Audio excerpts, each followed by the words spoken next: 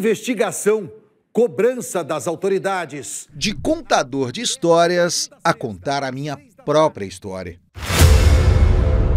Você vai ver agora na última reportagem da série Como Está Seu Coração, como eu descobri que o meu coração estava prestes a parar.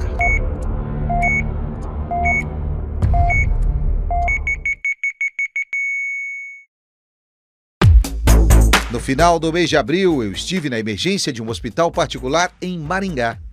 A dor aguda no peito me levou a fazer um eletrocardiograma e um exame de sangue que poderiam demonstrar um possível problema cardíaco. Mas o resultado apresentado foi ignorado pelo médico que me atendeu pela primeira vez. Ao ser liberado pelo profissional, fui orientado a tomar um remédio para a dor. Nada além disso. Só que mesmo tomando o remédio indicado, a dor não passou. E aí no dia seguinte, menos de 12 horas após sair da emergência, eu procurei uma segunda opinião de um amigo profissional da saúde. Ao ver o meu exame de sangue, ele imediatamente mandou que eu procurasse um cardiologista, pois segundo ele, eu estava tendo um infarto agudo do miocárdio e poderia morrer a qualquer momento. Sim, sem dúvida. Por quê? Porque esse valor está muito superior ao habitual. Aqui tinha que estar zerado. Pediria para você ir para o hospital nesse momento, na hora. E não é que ele estava certo, eu simplesmente estava com um bloqueio arterial grave, que exigia uma intervenção cirúrgica urgente e que a qualquer momento eu poderia ter uma morte súbita, o coração parar. Sim, porque você não estava com sintomas exuberantes, né? Você chamava muita atenção, na verdade, que o teu quadro clínico tinha alterações e, no entanto, você não tinha tantos sintomas. Afinal de contas, você mesmo chegou andando no hospital, né? E, no entanto, você tinha uma coronária já com uma obstrução grave. Me submeti a um procedimento chamado de angioplastia coronária, em que um estente é implantado para restabelecer o fluxo sanguíneo de forma adequada. No meu caso, estava tão grave que foram 2. A tua artéria estava bastante comprometida, era um comprometimento grave, certo? E quanto mais longa a artéria e mais gordura ela adquire, maior a necessidade de você colocar um stent ou 2 stents e por aí vai, né? Tem infelizmente casos que precisa até de mais de 2 stents. Então o seu caso, sem sombra de dúvida, que era uma artéria bastante comprometida.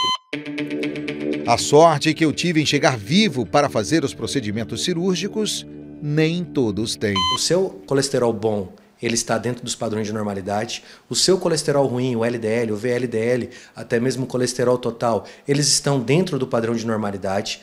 A sua glicemia está dentro do padrão de normalidade. A sua hemoglobina glicada está dentro do padrão de normalidade. As suas transaminases hepáticas, que são marcadores do quê? Que podem identificar possível risco para esteatose hepática, o fígado gorduroso, também estão dentro do padrão de normalidade. Por isso, fazer exames periódicos é fundamental para evitar surpresas. A gente conversa sobre saúde e as pessoas têm uma certa dificuldade, porque não é todo mundo que tem plano, alguns trabalham pelo SUS e tudo mais.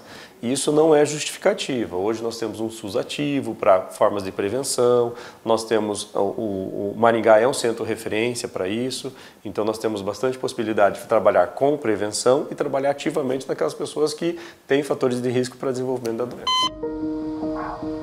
A minha preocupação tem sido um processo desafiador. Aceitar que mesmo não tendo alguns dos requisitos básicos para causar o infarto agudo do miocárdio, como colesterol alto, diabetes, gordura em excesso, tenho um problema hereditário e que agora vou ter que me cuidar para o resto da vida. O que eu acreditei mais foi na sua história, na sua dor, o tipo de queixa que você me apresentou. O seu eletrocardiograma foi normal e das pessoas podem ser normais também. O ecocardiograma seu 100% normal, não tinha nenhuma alteração. A sua esteira, na hora que você estava fazendo, o traçado eletrocardiográfico, perfeito. Ele não teve alteração sugestiva de isquemia, mas você apresentou uma dor ali, que a gente classificou como típica. E isso, associado às suas queixas, me fez seguir na investigação e achar o que a gente, por fim, graças a Deus, achamos aí precocemente. E não há como negar, a minha vida foi sim afetada. Agora eu preciso fazer mudanças na minha dieta, criar uma rotina de exercícios para poder lidar com essa nova realidade, que vai exigir também um acompanhamento médico e contínuo para superar as limitações que foram impostas pelo meu problema cardíaco. Mas nada que eu não possa superar, principalmente com força de vontade e vontade de viver. Com certeza, esse é o principal, mudança de estilo de vida, incorporar a atividade física como rotina, isso é o seu dia, então é como se fosse um remédio, é um tratamento não medicamentoso.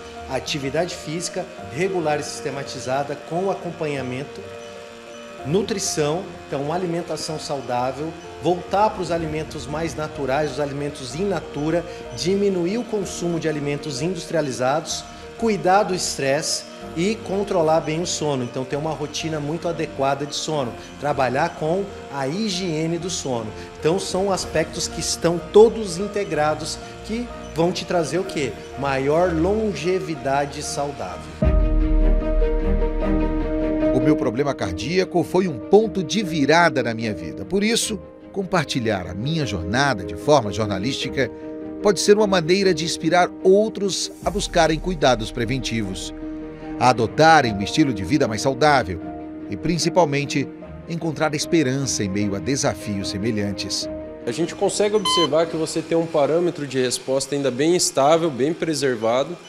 Isso é um bom sinal, é sinal que a gente vai conseguir aprimorar de forma rápida e tranquila o seu condicionamento físico, mas ainda saliento que existem muitos pontos que nós temos que melhorar nisso.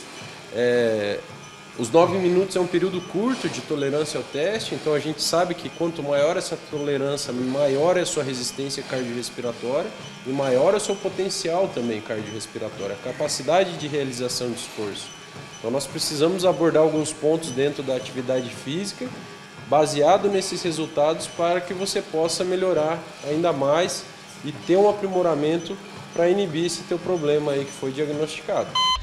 O caminho para a recuperação total que eu tenho pela frente pode ser difícil, mas não impossível. Você tem um histórico de resistência cardiorrespiratória muito bom.